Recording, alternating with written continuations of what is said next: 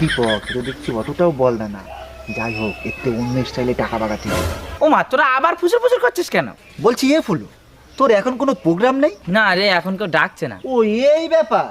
আমার মাসির বাড়ি ওখানে রথের মেলায় 7 দিন ধরে ফাংশন হবে, সব প্রোগ্রাম ভাবছি তোরে দেবো, তুই করবি কিনা বল? হ্যাঁ, করব করব। শেষে হয়ে যাবে, সমস্যা নেই।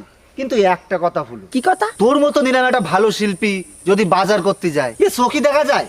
কি বলিস দীপক? হ্যাঁ ঠিক ঠিক ঠিক, দে তোর বাজার আমরা করে নিয়ে আসি। তা তুই ঠিকই বলেছিস। তাহলে দে ব্যাগটা দে, আমরা বাজারটা করে নিয়ে আসি, তুই এখানেই দাঁড়া। আচ্ছা ঠিক আছে, দে টাকা দে। তুইও দেখি কম বোকা না, টাকা তো ব্যাগের মধ্যেই আছে। ও ঠিক আছে ঠিক আছে, তুই দাঁড়া, আমরা এক্ষুনি আসি। এ দাঁড়াস কিন্তু এখানে। ঠিক আছে ঠিক আছে। দাঁড়া দাঁড়া, আসছি আমরা এক্ষুনি।